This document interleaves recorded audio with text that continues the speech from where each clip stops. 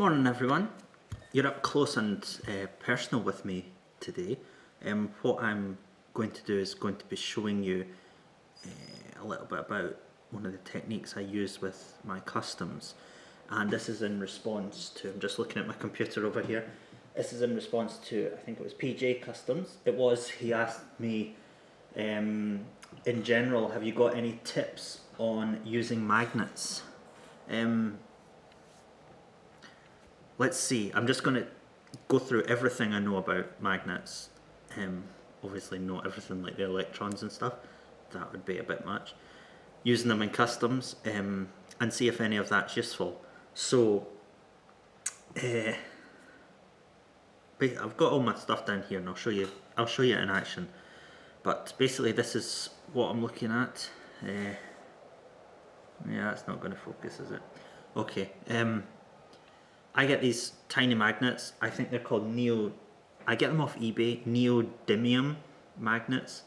I think they're like 4 millimeters by 1 millimeter, 2 millimeters. I don't know. There's a whole selection you can use, and you can get like quite a big amount, like 50 for about £4 or something. They're really useful, just in general as well. They do end up all over the place. They attach to everything. You'll find them on your lights and everything later on. Now, I believe the neodymium magnets are the strongest, probably the strongest commercially available ones. I mean, you can go to the craft shop and you can buy a stack of like sort of craft magnets, and they're sort of flexible, and you know, the ones you make fridge magnets for kids out of. They're really not strong enough to use in customizing. So one of the things we have to watch out for with the magnets is obviously the polarity. Now there's no point in building up two parts of a custom and then going to stick them together finally, and you find that you've actually got the same polarity facing and they're just not going to stick. What you always want, break my arm, is to have the opposite polarity attaching. And it's kind of important to keep track of that when you're customizing. And you'll see that on my stack of magnets here, I have a small stack, and the ones that I actually use are these bigger ones at the top.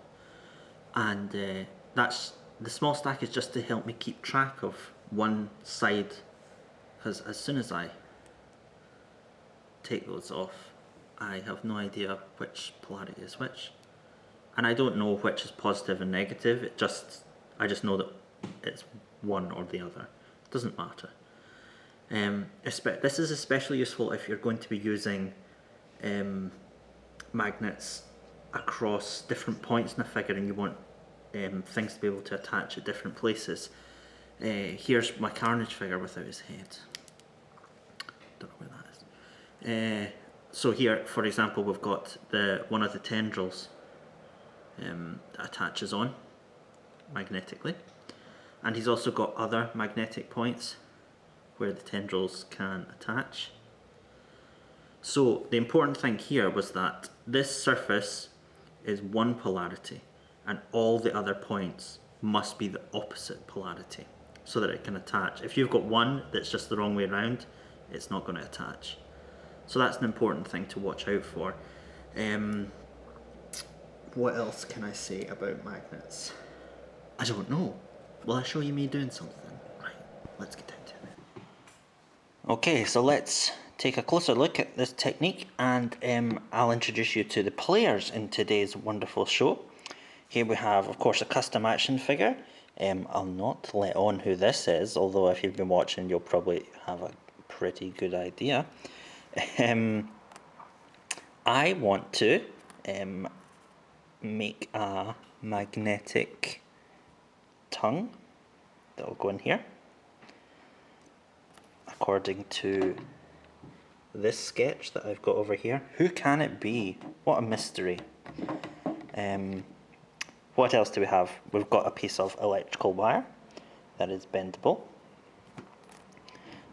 A I've got my magnets, who you met earlier, a cuticle stick for, of course, manicuring my gorgeous talons, and also very useful all round in customizing. It's got a pointy end and a flat end, useful. We have a Dremel, the looking like a Star Trek phaser, which is part of the reason I bought it. Long live the next generation, which didn't have phasers like that. What a crap reference. And I think that is about it. Oh yes, I've also got a hot glue gun, not essential but useful, and goggles for protecting my gorgeous eyes, which have too often got bits of action figure harpooned into my retinas. So, what will we do? Okay, so first of all, well, I've decided, as you saw, where the pieces should attach. I've gone for the back lower part of the mouth in here. So, it's not a finished sculpt or anything, and you probably shouldn't do a lot of detail because chances are this will go wrong. So I'm just going to drill out an area in the back. Sorry for the noise.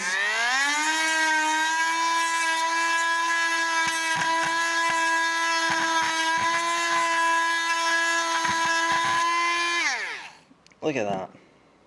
Gorgeous. Take out the shitty leftover bit. There we are. Oh, what a mess. Right, I didn't need my goggles because the camera is protecting mine eyes. Okay, so there we have the start. I'll just check. Looks like it might be okay. Now, so one of the issues that you face with using magnets is that, well, they're not a porous surface, so super glue doesn't really work very well with them. You can set them into clay and kind of build the clay around the edges so that it'll grip it when the clay contracts. But if you do put enough super glue on it, the super glue will just stick to it anyway, and you'll fuse all your fingers together, but hey, that's customizing. So what I'm going to do is I'm just going to pop a little bit of hot glue on the end of it and just stick it to the totally wrong bit. It's not going to work now, you see. Stick it in there. Just waiting a wee while. Marconi played the mambo. Listen to the radio. Don't you remember? We built this city. That's right. Okay, so I think that isn't stuck at all, but it's a good enough start. What I'm going to do is use my craft knife here to just try and get between the magnets and prise the top one off. There we are. Now, normally I would do a complete retake at this point, but I think it's quite useful to show that this isn't a very easy thing to do. There's no correct way to do it, and there's no real successful way to do it, unfortunately. You just have to keep going at it. Well, now that at least it's got hot glue on one end, so now that is a porous substance, we'll just stick some hot glue in the little, not hot glue, super glue in the little crater I made, and just barrel that in there. Oh, that's quite a good technique. There I am. So, my finger! God! Oh yeah, that's why I got this, wasn't it? Right. And here you all thought I was good at customising. I've exposed myself as a complete fraud who glues his fingers to everything. There we are, look at that. There's a magnet in the back of that mouth. And the super glue and the hot glue have worked together quite nicely to bind that in there. What a fucking disaster. Right, so that's that part. Now we want to get that in there. Don't go sticking your magnet on immediately. Chances are that at this point the strength of the magnet is more powerful than the strength of the glue for at least a couple of minutes, and it'll just pull it back out. You'll be back to square one. That's also an important thing to note, is that when you multiple magnets together are stronger than one magnet on one magnet. So if you want a stronger attachment, do use a few of them. I don't really need it. This is quite a light object, so I don't need a lot of magnets. I guess that's quite an important thing to demonstrate. I'll just bring Carnage back.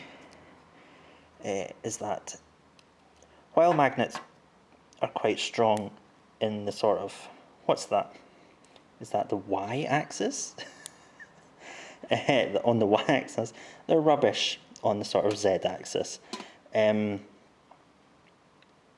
Yeah, they don't have really any friction between the surfaces, so things will pivot easily. If you want something that's going to attach and stay pointed, for example, if you wanted a gun that was going to point that way, chances are when you move the arm, the weight of the gun is just going to make it spin round and fall down. So that's an important thing to watch out for. Don't make something that's just going to be too heavy. The weight at the end of the object will pull it off. So it needs to be quite light. Magnets aren't the complete solution to all your attaching needs, and quite often a peg and socket is more useful. So there we have, that should be all fused in there quite nicely. Okay, now this is the kind of annoying bit. So because I just stuck that straight in there, I know that this is the end that I'm going to have to be building my tongue onto. So what I'm going to do is I'm going to change these magnets over to the other side so that I can now work freely with the top of this magnet. Let me see. Okay, so once again, a dab of hot glue. Sorry, you're not being able to see that. Well, you saw it before. So. And just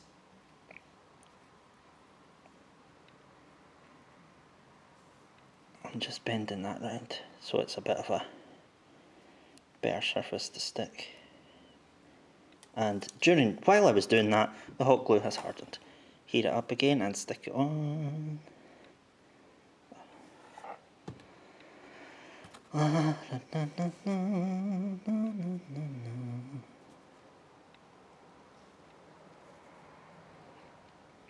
we go. Look at that. Ain't that gorgeous? So you see that's quite messy. But the thing is, as long as it's attached, you can go back and tidy it up later.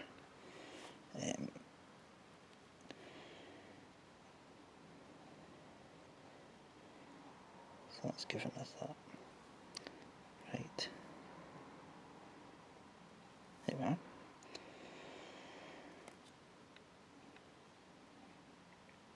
So there we have a stupendously long tongue, which of course I'm not going to use all of that, but you know, you might as well use more at this stage, as it's going to give you a lot to work with. It's just easier to maneuver, and hopefully, there we are. Look at that. So that's it. Now obviously that doesn't look too good, so what you'll want to do once you've attached your magnets is go back in with your sculpting material and sculpt around the edges, and I'll be using hot glue all up and down this so it retains its flexibility. So yeah, that's your magnet attaching in there. The magnets also don't take paint very well, and even if they do, the attraction between the two surfaces and the rotation will often rub the paint off. Something you can do is just put a bit of super glue on your finger and rub it over the top. That will create a more paintable surface. and you can then paint it and then do the super glue again over the top of the painted surface once it's dry, and that will create a kind of a varnish or a protection that won't rub off so easily, which is what I did with Carnage here. You'll see that the edges do still rub off, unfortunately, but hey, that's customizing for you. Yeah, so that's what happens. What else can I say about them? I don't know. Is there anything more to say about magnets? I don't think so. They're very useful, like I said. They really do help with things like changeable heads when dealing with like neck pegs and all that kind of thing can be really difficult when you've got figures with different sized